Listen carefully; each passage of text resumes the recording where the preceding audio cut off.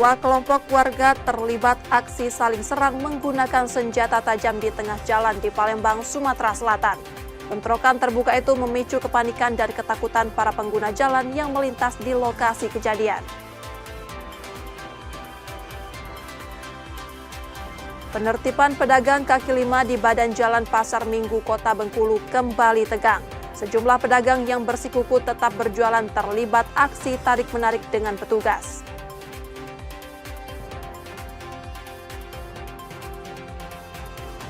Bayi ditemukan warga Rejosari, Kota Bumi, Lampung Utara, Lampung. Bayi laki-laki itu ditemukan terbungkus plastik hitam di bawah rumpun bambu.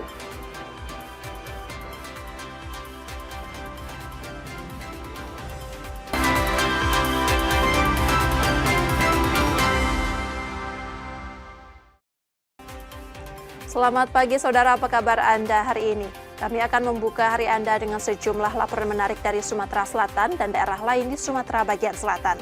Selain berita utama tadi, masih ada informasi menarik lainnya yang akan kami sampaikan. Bersama saya Rizka Silviana, inilah Kompas Pagi selengkapnya di Kompas TV Independen Terpercaya.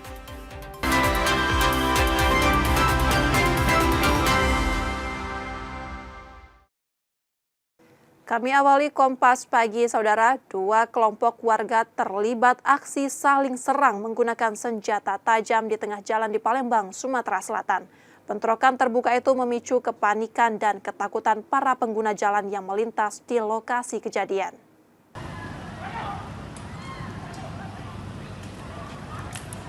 Sebuah video rekaman warga memperlihatkan seorang pria dikejar dan diserang sekelompok orang menggunakan senjata tajam di tengah jalan.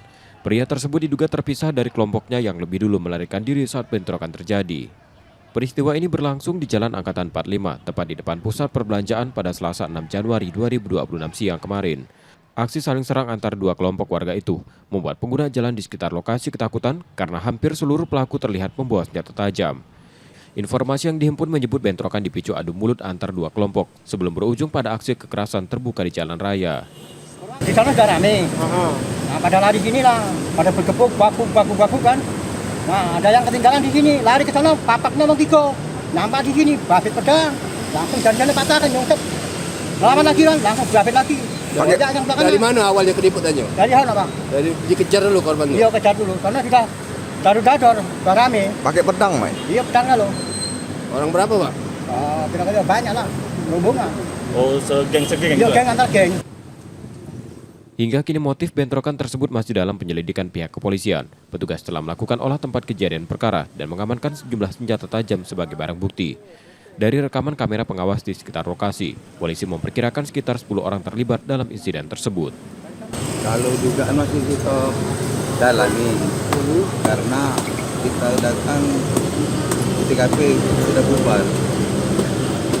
Ada barang bukti apa saja yang diamankan, Bang?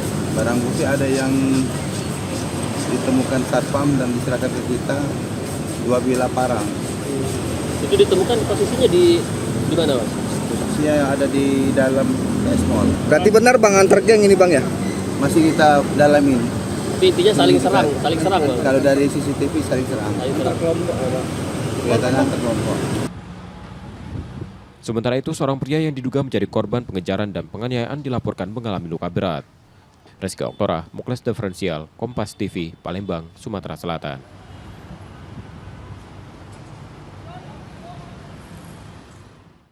Sementara itu, orang tua korban penyerangan yang videonya viral di depan sebuah pusat perbelanjaan Palembang melaporkan kejadian tersebut ke polisi. Saat ini, polisi tengah melakukan penyelidikan untuk mengungkap pelaku di aksi kekerasan tersebut. Dari peristiwa bentrok di Jalan Angkatan 45 Palembang yang terjadi pada Selasa 6 Januari 2025 siang kemarin, keluarga dari korban insiden tersebut melapor ke Polrestabes Palembang pada Selasa malam. Korban diketahui berinisial MBP, warga Ilir Timur 1 yang tergabung dalam salah satu organisasi kemasyarakatan. Dari laporan tersebut, korban yang saat itu berada di lokasi tiba-tiba diserang sejumlah orang. Dalam kondisi panik, korban sempat berusaha menyelamatkan diri dengan berlari, namun terjatuh dan langsung dianiaya. Akibat penyerangan itu, korban menderita luka sajam serius. Korban hingga kini masih menjalani perawatan di rumah sakit. Mantu aku yang telepon ngasih tahu kalau anak kita nih ada rumah sakit kami. Permasalahannya kok belum tahu sih. Anak gitu di 16 tu lah lagi distribusi. Iya, Ya, 16. dari 16 kan. Jualan kita keringan. Pernah ada kak dia ada cerita ada masalah bu, ono kak? Belum ada cerita, cerita ya. Kalau masalah tak tahu gitu. Laporan korban telah diterima SPKT Polrestabes Palembang dan kini dalam penanganan unit reserse kriminal. Terkait adanya pengeroyokan di depan PS Mall sudah diterima oleh Polrestabes Palembang laporannya. Untuk tindak lanjutnya nanti akan ditindaklanjuti lebih lanjut oleh Satreskrim Polrestabes Palembang. Sementara itu bentrokan tersebut diduga dipicu perebutan lahan parkir di kawasan salah satu pusat perbelanjaan. Yudi Kiswanto, Kompas TV, Palembang, Sumatera Selatan. Yang juga jadi sorotan, saudara, petugas pemadam kebakaran mengevakuasi seekor buaya muara dari saluran air di kawasan pabrik Talang Keramat, Banyuasin, Sumatera Selatan. Reptil tersebut telah berkeliaran selama 2 pekan terakhir dan sempat meresahkan pekerja pabrik serta warga sekitar.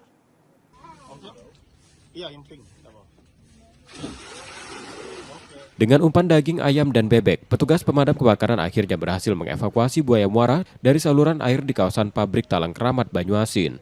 Buaya sepanjang sekitar 2,5 meter itu telah berkeliaran selama 2 pekan terakhir dan kerap muncul saat aktivitas pekerja pabrik berlangsung. Upaya penangkapan sempat dilakukan sepekan sebelumnya, namun buaya tersebut kembali lepas.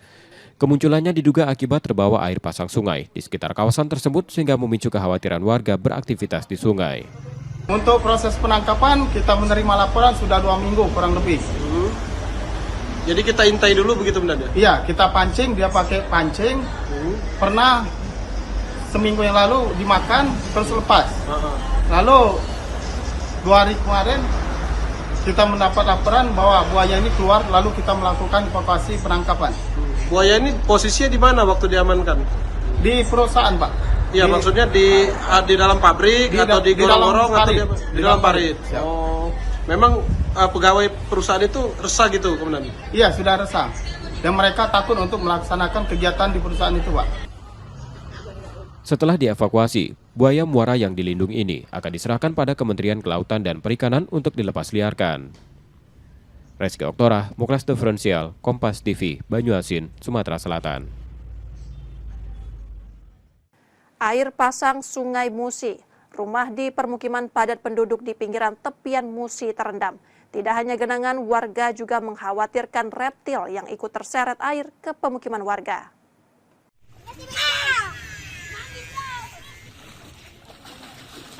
Rumah warga di kawasan 34 Ulu Palembang terendam banjir sejak 3 hari terakhir.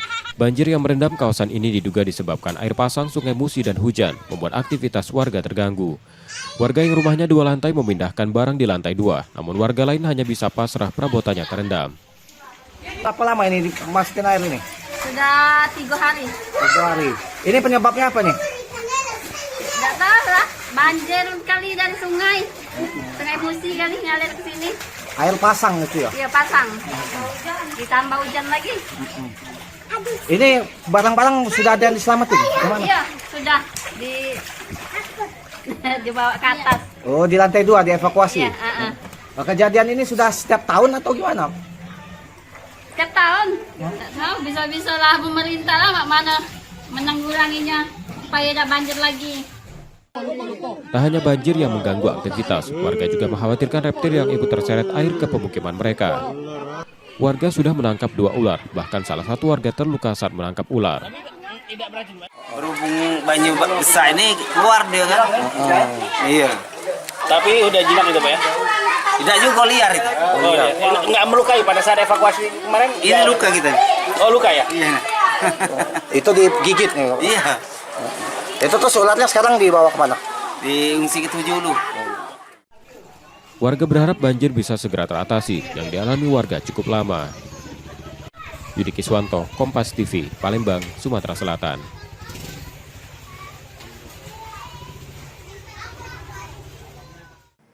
Yang juga jadi sorotan, saudara, harga kebutuhan pokok di Palembang masih bertahan tinggi pada pekan pertama 2026. Bawang merah dijual di kisaran Rp35.000 hingga Rp40.000 per kilogram, membuat aktivitas jual beli melambat dan pedagang mulai merasakan sepinya pembeli. Bagaimana kondisi tersebut? Berikut laporan jurnalis Kompas TV Reski Oktora Amalia dan juru kamera Muklas Diferensial Sigma di Pohan. Saudara, pekan pertama tahun 2026 harga kebutuhan pokok masih terpantau tinggi seperti di tempat saya melaporkan saat ini, yakni di Pasar Sekip Ujung Palembang, di mana dari pantauan kami sejumlah komoditas ini masih tergolong mahal. Salah satunya adalah komoditas bawang merah yang masih berkisar di harga Rp35.000 hingga Rp40.000 per kilogramnya. Hal ini dikeluhkan oleh pedagang, dan untuk lebih lengkapnya kita akan berbincang sedikit bersama dengan pedagang bawang merah yang ada di Pasar Sekip Ujung Palembang. Halo Ibu, selamat pagi. Ibu Karti. Maaf mengganggu waktunya ini. Untuk bawang merah kan ini masih berkisar di harga Rp35.000 hingga Rp40.000. Ini masih tergolong meningkat dan mahal seperti itu. Dan ini sudah terjadi sejak kapan, Bu? Sebelum tahun baru kayaknya, Dek. Sebelum tahun baru.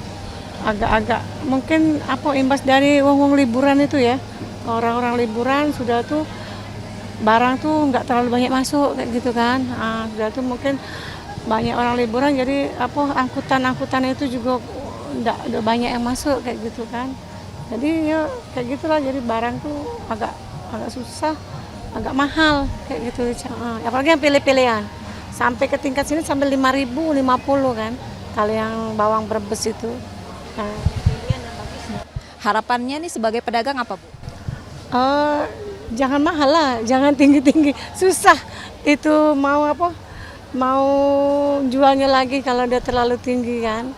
Jadi minta di harga ke yang standar-standar lah, karena kebutuhan kan sudah banyak kebutuhan. Wah, anak sekolah ya. Jadi kalau ditambah lagi dengan kenaikan ini, kayaknya daya belinya kurang kan. Terima kasih Bu, dan maaf sebelumnya mengganggu waktunya. Nah saudara, memang kenaikan bawang merah ini terjadi sejak sebelum tahun baru kemarin.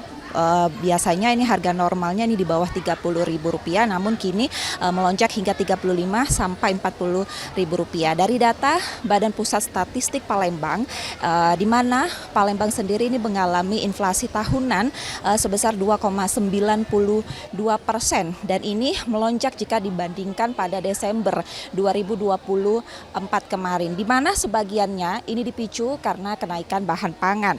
Salah satunya adalah mengambil andil adalah bawang merah, ini sebesar 0,045%, disusul juga daging ayam 0,034%, di mana komoditas ini mengalami kenaikan harga. Dipicu sejumlah faktor seperti itu saudara. Salah satunya adalah ketersediaan stok, di mana ini adanya cuaca ekstrim di daerah penyuplai sehingga menghambat distribusi. Kedua, adanya momen hari-hari besar, di mana kenaikan ataupun peningkatan nilai konsumsi ini cenderung meningkat. Pada kemarin ada Natal, Tahun Baru, dan tentunya pedagang maupun masyarakat ini berharap kondisi ini tidak berkelanjutan atau berkepanjangan, karena sebentar lagi kita akan memasuki bulan suci Ramadan, di mana nilai konsumsi ini cenderung meningkat. Reski Oktora, Muklas Diferensial, Kompas TV, Palembang. Setelah jeda, saudara, kami masih akan kembali dengan informasi dan sorotan menarik lainnya. Tetaplah di Kompas Pagi.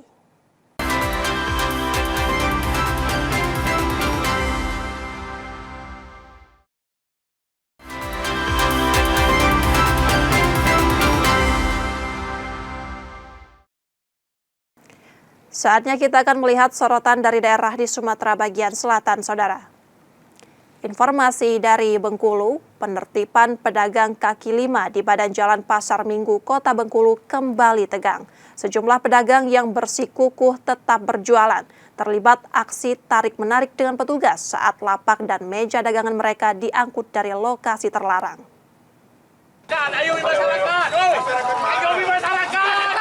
Suasana di badan jalan Pasar Minggu, Kota Bengkulu sempat tegang saat petugas menertibkan pedagang kaki lima yang masih berjualan di lokasi terlarang. Aksi tarik-menarik tak terhindarkan ketika petugas mengangkat lapak dagangan para pedagang yang menolak dipindahkan. Penertiban kembali dilakukan pemerintah Kota Bengkulu karena masih banyak pedagang yang melanggar peraturan daerah dengan menggunakan badan jalan sebagai tempat berjualan. Kondisi tersebut dinilai mengganggu ketertiban dan kelancaran aktivitas pasar. Petugas membersihkan lapak-lapak tersebut dan membawanya ke kantor Satpol PP sebagai bagian dari penegakan hukum. Pemerintah kota sebenarnya telah menyiapkan sekitar 30 lapak di dalam area pasar untuk menampung pedagang kaki lima. Namun sebagian pedagang enggan menempati lokasi tersebut dengan alasan sepinya pembeli. Jika yang mau, kita siapkan kios dan auningnya.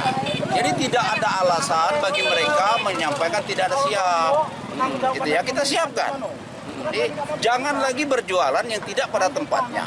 Pemerintah sudah menyiapkan. Berapa banyak mereka mau siap? Tadi seperti tadi 7, kita siap, ya. Kita siap tempatnya di dalam. Total ada berapa lagi PKL yang dikasih lebih ini, Pak? Kalau seluruh yang ini yang muncul sebenarnya sudah tidak ada lagi, tapi karena ini muncul ya, kita siap. Petugas kami sudah mendata yang tadi ada ikan, ada yang ayam. Penataan pasar terus dilakukan untuk mencegah kesemrawutan sekaligus menciptakan lingkungan pedagang yang lebih tertib dan nyaman. Petugas Satpol PP pun disiagakan di lokasi untuk mengantisipasi pedagang kembali berjualan di area terlarang. Bayazil Ar-Raihan, Kompas TV, Bengkulu. Sementara itu, kasus korupsi pertambangan batu bara di Bengkulu yang diduga merugikan negara hingga 1,8 triliun rupiah bergulir ke meja hijau. 12 terdakwa dihadirkan Jaksa Penuntut Umum dalam sidang dakwaan di Pengadilan Tindak Pidana Korupsi Bengkulu. Sidang dugaan korupsi pertambangan batu bara di Bengkulu digelar di Pengadilan Tindak Pidana Korupsi Bengkulu Selasa 6 Januari 2026 siang. Sidang dipimpin Ketua Majelis Hakim Ahmad Syahade Muri, beragenda pembacaan dakwaan Jaksa Penuntut Umum pada 12 terdakwa. Dalam dakwaan tersebut, para terdakwa diduga terlibat dalam rangkaian tindak pidana yang mencakup korupsi, perintangan penyidikan, hingga pencucian uang terkait pengelolaan tambang batu bara. 12 terdakwa itu antara lain Baby Husi dan Saskia Husi, ayah dan anak yang merupakan pimpinan perusahaan tambang, serta Sunindyo Suryo Herdadi, mantan pejabat Kementerian Energi dan Sumber Daya Mineral. Usai persidangan, tim penasehat hukum terdakwa menilai terdapat sejumlah hal dalam dakwaan jaksa yang dinilai tidak sesuai dengan fakta. Namun pihak terdakwa memilih tidak mengajukan eksepsi pada tahap awal persidangan. Dakwaan banyak sekali kekurangan atau ketidaksesuaian fakta yang ada di dakwaan dengan yang sebenarnya. Dan juga ada beberapa hal lain juga seperti perhitungan kerugian negara yang cukup fantastis tadi, total sekitar kalau dirugikan mungkin 380 miliar. Itu adalah kerugian yang sangat cukup fantastis dan tidak didasari oleh perhitungan dari BPKP juga. Karena kami ingin lebih fokus kepada pembuktian nantinya, jadi kami telah memutuskan secara bersama-sama untuk tidak mengajukan eksepsi atas dakwaan tersebut dan kami ingin fokus pada pembuktian. Karena nantinya di pembuktian itu banyak sekali akan fakta-fakta yang terbongkar bahwa banyak sekali hal yang tidak sesuai dengan dakwaan yang sudah dibacakan tadi. Sidang perkara ini dijadwalkan kembali berlangsung pada 12 Januari mendatang dengan agenda mendengarkan keterangan saksi. Gilang Triwibisono, Kompas TV, Bengkulu. Beralih ke Bangka Belitung, Saudara, Wakil Gubernur Bangka Belitung menanggapi singkat dugaan penggunaan ijazah palsu. Ia menegaskan perkara tersebut masih dalam penanganan Bareskrim Mabes Polri.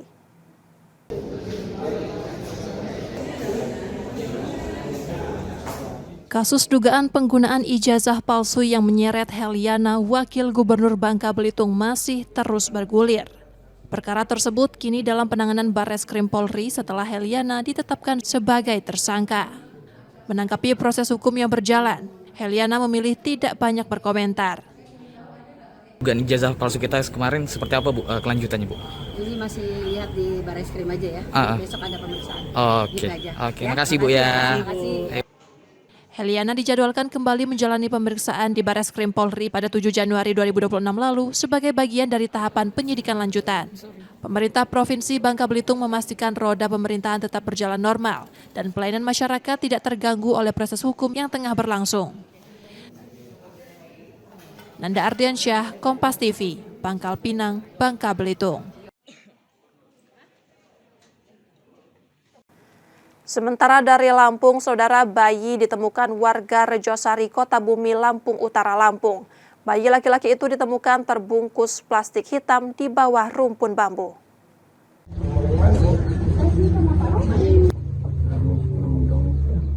Warga Rejosari, Kota Bumi, Lampung Utara menemukan bayi laki-laki di tepi jalan. Bayi yang diduga baru lahir itu ditemukan di bawah rumpun bambu, terbungkus kain dan dimasukkan dalam plastik hitam. Bayi tersebut pertama kali ditemukan warga setelah terdengar suara tangisan dari kejauhan. Saat didekati, warga mendapati bayi dalam kondisi selamat. Saat ini bayi dinyatakan dalam keadaan sehat dan sementara dirawat warga yang menemukannya. Temuan tersebut kemudian dilaporkan pada polisi.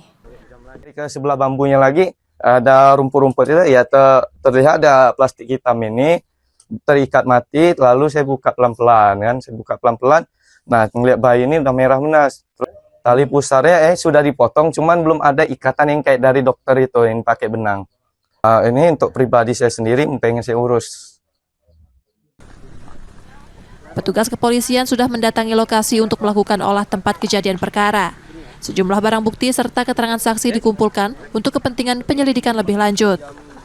Kalau kemarin dari pengecekan dari Dinas Kesehatan ataupun dari Dinas PPA, umur bayi itu paling kurang lebih hanya masih berumur sekitar 3 atau 2 hari.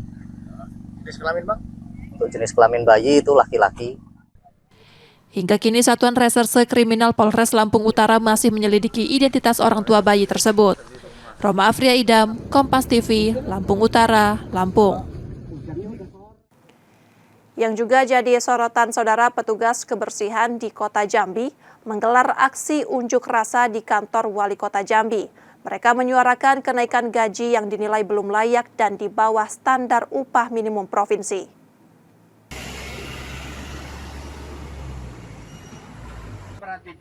Petugas kebersihan di Kota Jambi menggelar unjuk rasa di kantor Wali Kota Jambi. Mereka menuntut kenaikan gaji yang masih di bawah upah minimum provinsi. Pada aksi tersebut, petugas meminta agar penghasilan yang diterima dapat disesuaikan dengan standar upah minimum. Mereka menilai gaji saat ini tidak sebanding dengan beban dan resiko pekerjaan yang harus dihadapi setiap hari, bahkan dianggap lebih rendah dibandingkan upah pekerja bangunan. Saat ini gaji sopir armada kebersihan tercatat sekitar Rp85.750 per hari. Sementara kru pengangkut sampah hanya menerima sekitar Rp65.750 per hari. Kondisi tersebut menjadi salah satu pemicu unjuk rasa. Bapak, biar Bapak, program Bapak yang namanya Jambi Bahagia itu berjalan, Bapak. Ya kan? Karena kami mendukung, Pak, mendukung program Bapak. Tetapi Bapak perhatikan juga nasib kami, Pak. Kita semua ini, Pak, sama, Pak. Haknya sama. Menanggapi tuntutan itu, Wali Kota Jambi menyatakan komitmennya untuk menaikkan gaji petugas kebersihan, sekaligus memberikan perlindungan sosial termasuk kepesertaan BPJS Ketenagakerjaan. Karena belum dianggarkan, ya tentu kami menggunakan dana-dana yang dimiliki oleh kewenangan Wali Kota. Misalnya PTT, bisa juga BOP, yang jelas ada kenaikannya. Tapi kenaikannya berapa, itu kan kita harus hitung, karena ini jumlahnya cukup banyak. Pemerintah kota juga akan melakukan perhitungan anggaran secara matang dengan menyesuaikan alokasi dari pos anggaran lain termasuk belanja tidak terduga. Saat ini jumlah petugas kebersihan di Kota Jambi tercatat sekitar 1.100 orang. Ratnasari, Kompas TV, Kota Jambi, Jambi. Setelah kawan-kawan ngambil sampah, kita siramkan, Pak. Demikian tadi saudara sorotan dari daerah di Sumatera bagian selatan. Sesaat lagi kami akan kembali. Tetaplah di Kompas Pagi.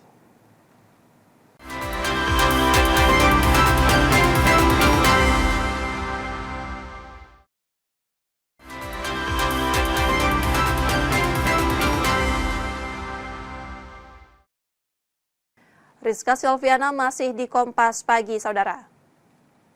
Pemerintah Kota Palembang akan memperluas layanan feeder LRT dengan menambah 2 koridor baru pada 2026. Langkah ini disiapkan untuk memperkuat konektivitas transportasi publik.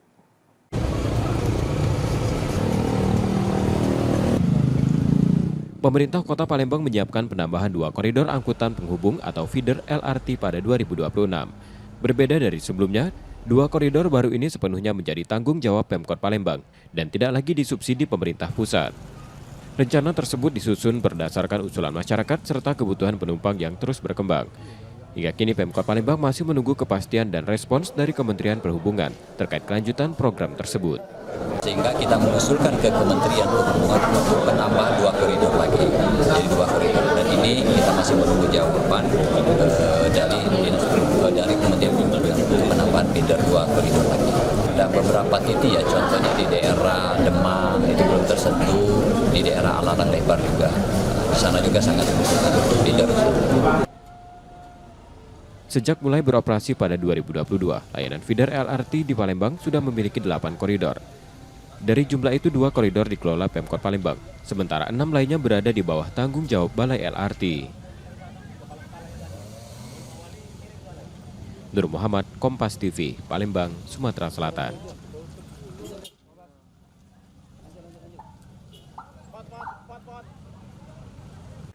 Laju inflasi tahunan di Sumatera Selatan kembali terkoreksi. Pada periode tahunan, inflasi tercatat mencapai 2,91%, lebih tinggi dibandingkan periode yang sama tahun sebelumnya. Kenaikan harga emas perhiasan menjadi salah satu faktor pendorong tekanan inflasi di provinsi ini. Tanpa kita rasakan mungkin 1.400 menjadi 14.000. Data Badan Pusat Statistik Sumatera Selatan, inflasi tahunan pada 2025 sebesar 2,91%. Hal ini dipengaruhi beberapa kelompok pengeluaran utama di wilayah Sumsel. 3 kelompok menjadi penyumbang terbesar inflasi, masing-masing perawatan pribadi dan jasa lainnya, sebesar 18,23% dengan andil 1,39%. Disusul kelompok makanan, minuman, dan tembakau yang mencatat 3,50% dengan andil 1,07%. Sementara kelompok perumahan, air, listrik, dan bahan bakar rumah tangga 1,11% dengan andil 0,15%. Kenaikan harga emas perhiasan yang sempat menyentuh level tertinggi sepanjang 2025 sekitar 2,5 juta per gram turut memberi tekanan pada inflasi. Selain itu, lonjakan harga cabai merah, beras, bahan bakar, serta daging ayam ras ikut memperkuat laju kenaikan harga. Faktor luar juga berperan, salah satunya dampak bencana di wilayah Sumatera, khususnya Sumatera Barat, yang selama ini menjadi salah satu pemasok komoditas pangan untuk provinsi ini. Memang tidak bisa kita hindari di bulan Desember kan, seperti pernah saya sampaikan, tekanan inflasinya cukup tinggi, baik itu dari sisi permintaan komoditas bahan pokok, ya, konsumsi rumah tangga, tapi pengaruh global juga masih terasa, yaitu dari pergerakan harga emas. Ada sebagian dari Jawa, ada dari Sumbar, ternyata dari Sumbar stop, ya, sehingga ada kenaikan untuk komoditas cabai rawit, kemudian bawang merah, gitu. Jadi ya memang tekanan-tekanan inflasi, ada program MBG, ya, itu tidak bisa kita hindari, ya. Nah, kan, tapi ya itu tadi upaya-upaya pemerintah juga perlu kita apresiasi. Meski inflasi tahunan melampaui target, kondisi tersebut masih dalam batas wajar dan terkendali. Muhammad Reza Pahlevi, Kompas TV, Palembang, Sumatera Selatan.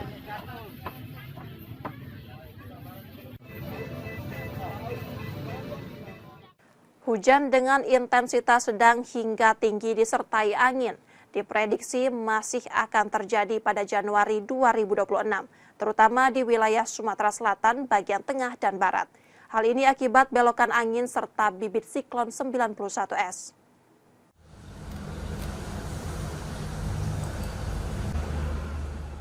Hujan dengan intensitas sedang hingga lebat masih berpotensi mengguyur Sumatera Selatan dalam beberapa hari ke depan.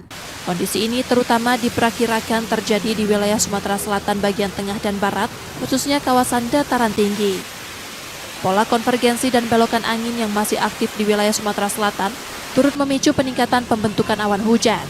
Selain itu, keberadaan bibit siklon tropis 91S di Samudra Hindia Barat Daya Provinsi Lampung memberikan dampak tidak langsung terhadap peningkatan curah hujan disertai potensi angin kencang. Wilayah Sumatera Selatan bagian tengah maupun bagian barat dataran tinggi ini masih cukup tinggi ya intensitasnya, antara intensitas sedang hingga lebat, khususnya di wilayah Musirawas Utara, kemudian Oku Selatan, Muara Enim, termasuk yang sebagian Palembang meskipun didominasi oleh beberapa hujan dalam waktu atau durasi yang cukup pendek barangkali. Di tengah potensi hujan lebat dan resiko bencana hidrometeorologi, masyarakat juga diimbau meningkatkan kewaspadaan terhadap kemungkinan gempa bumi.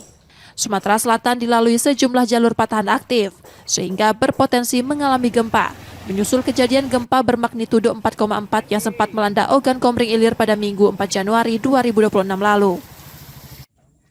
Muhammad Reza Pahlavi, Kompas TV, Palembang, Sumatera Selatan.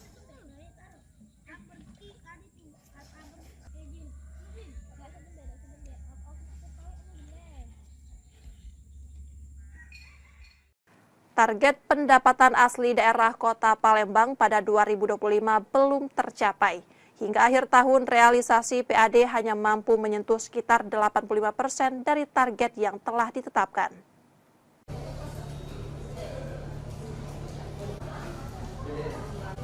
Realisasi pendapatan asli daerah Kota Palembang pada 2025 belum mencapai target. Hingga akhir tahun, capaian PAD baru sekitar 85% dari target sebesar 1,8 triliun rupiah. Memasuki 2026, pemerintah Kota Palembang menyiapkan sejumlah langkah untuk menggenjot pendapatan. Berbagai inovasi akan diterapkan, termasuk penggabungan kantor bersama guna meningkatkan PAD sekaligus menghemat anggaran daerah hingga 50-55 miliar rupiah. Memang ini target apa yang kita kemarin tidak tercapai, tetapi kami tetap optimis di 2026 dengan berbagai macam kajian, baik itu kajian optimisnya, insya Allah ini bisa tercapai dan bisa meningkat. Sebagai upaya pembenahan sistem pengelolaan pendapatan, evaluasi kinerja juga akan diperketat. Kepala organisasi perangkat daerah yang gagal memenuhi target PAD terancam dimutasi. Nur Muhammad, Kompas TV, Palembang, Sumatera Selatan. Beralih ke informasi olahraga, Saudara, Sriwijaya FC kembali menghadapi masa sulit. Hingga penghujung putaran kedua, Laskar Wongkito masih terpuruk di dasar klasemen sementara grup 1 setelah hanya mampu meraih 2 hasil imbang dan 14 kekalahan tanpa kemenangan.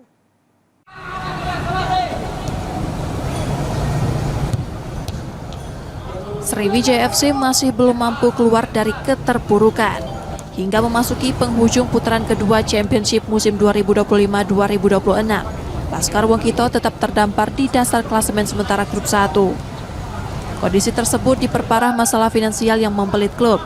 Manajemen masih berupaya mencari investor baru untuk mengakuisisi saham kepemilikan, namun situasi belum menunjukkan perkembangan signifikan. Di sisi lain, derasnya sentimen negatif di media sosial turut mempersempit peluang masuknya dukungan dari kalangan pengusaha dan calon investor. Ternyata dari akun-akun itu sehingga membuat para pengusaha yang ingin membantu kita menjadi takut karena diserang sama akun-akun yang tidak bertanggung jawab saat ini, sehingga Sriwijaya FC sampai saat ini sangat kesulitan mengenai finansial. Tanpa sokongan finansial yang memadai serta atmosfer yang kondusif, peluang Sriwijaya FC untuk bangkit dan bersaing di sisa kompetisi musim ini kian berat. Nur Muhammad, Kompas TV, Palembang, Sumatera Selatan. Saudara, kami jeda sejenak, setelah itu kami masih akan kembali. Tetaplah di Kompas Pagi.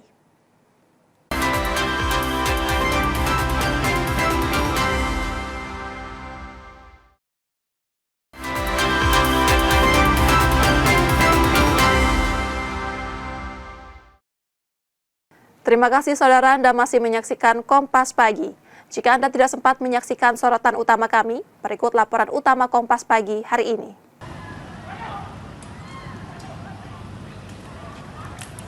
Sebuah video rekaman warga memperlihatkan seorang pria dikejar dan diserang sekelompok orang menggunakan senjata tajam di tengah jalan. Pria tersebut diduga terpisah dari kelompoknya yang lebih dulu melarikan diri saat bentrokan terjadi. Peristiwa ini berlangsung di Jalan Angkatan 45, tepat di depan pusat perbelanjaan pada Selasa 6 Januari 2026 siang kemarin. Aksi saling serang antar dua kelompok warga itu membuat pengguna jalan di sekitar lokasi ketakutan karena hampir seluruh pelaku terlihat membawa senjata tajam. Informasi yang dihimpun menyebut bentrokan dipicu adu mulut antar dua kelompok sebelum berujung pada aksi kekerasan terbuka di jalan raya. Di sana sudah rame. Nah, pada lari sini lah, pada bergebuk, baku kan. Nah, ada yang ketinggalan di sini, lari ke sana, papaknya mau tigo.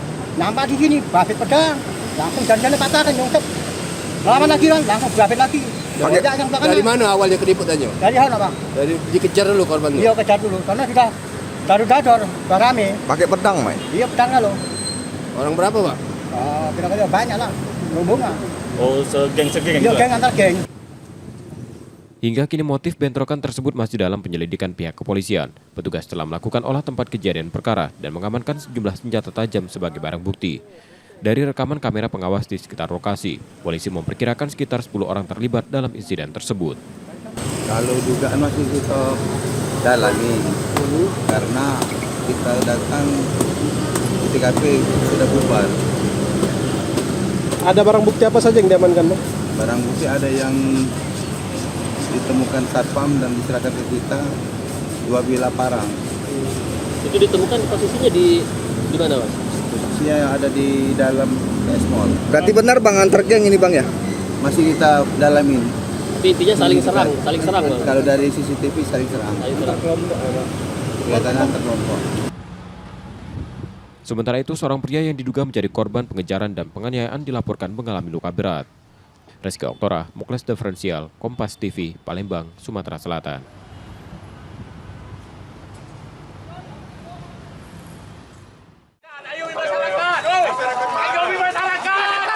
Suasana di badan Jalan Pasar Minggu, Kota Bengkulu sempat tegang saat petugas menertibkan pedagang kaki lima yang masih berjualan di lokasi terlarang. Aksi tarik-menarik tak terhindarkan ketika petugas mengangkat lapak dagangan para pedagang yang menolak dipindahkan. Penertiban kembali dilakukan pemerintah Kota Bengkulu karena masih banyak pedagang yang melanggar peraturan daerah dengan menggunakan badan jalan sebagai tempat berjualan. Kondisi tersebut dinilai mengganggu ketertiban dan kelancaran aktivitas pasar. Petugas membersihkan lapak-lapak tersebut dan membawanya ke kantor Satpol PP sebagai bagian dari penegakan hukum. Pemerintah kota sebenarnya telah menyiapkan sekitar 30 lapak di dalam area pasar untuk menampung pedagang kaki lima. Namun sebagian pedagang enggan menempati lokasi tersebut dengan alasan sepinya pembeli. Yang mau kita siapkan kios dan auningnya. Jadi tidak ada alasan bagi mereka menyampaikan tidak ada siap. Gitu ya, kita siapkan. Jadi jangan lagi berjualan yang tidak pada tempatnya. Pemerintah sudah menyiapkan. Berapa banyak mereka mau siap? Tadi seperti tadi 7, kita siap, ya. Kita siap tempatnya di dalam. Total ada berapa lagi PKL yang dikasih lebih ini, Pak? Kalau seluruh yang ini yang muncul sebenarnya sudah tidak ada lagi, tapi karena ini muncul ya, kita siap. Petugas kami sudah mendata yang tadi ada ikan, ada yang ayam.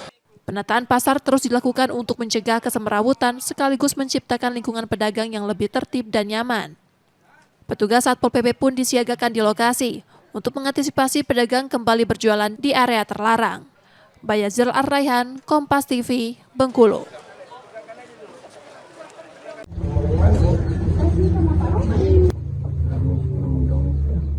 Warga Rejosari, Kota Bumi, Lampung Utara menemukan bayi laki-laki di tepi jalan. Bayi yang diduga baru lahir itu ditemukan di bawah rumpun bambu, terbungkus kain dan dimasukkan dalam plastik hitam. Bayi tersebut pertama kali ditemukan warga setelah terdengar suara tangisan dari kejauhan. Saat didekati, warga mendapati bayi dalam kondisi selamat. Saat ini bayi dinyatakan dalam keadaan sehat dan sementara dirawat warga yang menemukannya. Temuan tersebut kemudian dilaporkan pada polisi. Ke sebelah bambunya lagi ada rumput-rumput itu ya terlihat ada plastik hitam ini terikat mati, lalu saya buka pelan-pelan. Nah, ngeliat bayi ini udah merah menas. Tali pusarnya sudah dipotong, cuman belum ada ikatan yang kayak dari dokter itu yang pakai benang. Ini untuk pribadi saya sendiri, pengen saya urus. Petugas kepolisian sudah mendatangi lokasi untuk melakukan olah tempat kejadian perkara. Sejumlah barang bukti serta keterangan saksi dikumpulkan untuk kepentingan penyelidikan lebih lanjut. Kalau kemarin dari pengecekan dari Dinas Kesehatan ataupun dari Dinas PPA, umur bayi itu paling kurang lebih hanya masih berumur sekitar 3 atau 2 hari. Jenis kelamin, Bang? Untuk jenis kelamin bayi itu laki-laki. Hingga kini Satuan Reserse Kriminal Polres Lampung Utara masih menyelidiki identitas orang tua bayi tersebut. Roma Afria Idam, Kompas TV, Lampung Utara, Lampung. Informasi tadi saudara menjadi akhir dari Kompas pagi hari ini. Saudara, media adalah pilar yang menjaga keseimbangan informasi. Dengan menonton program berita Kompas TV, Anda membantu memastikan media terus ada, menyajikan berita yang dapat dipercaya. Kembali kami mengingatkan bagi Anda yang ingin berbagi informasi atau kritik dan saran, dapat mengakses media sosial kami. Akhirnya saya Rizka Silviana pamit, tetaplah menyaksikan Kompas TV, independen, terpercaya. Terima kasih sudah menonton, selamat beraktivitas, dan sampai jumpa.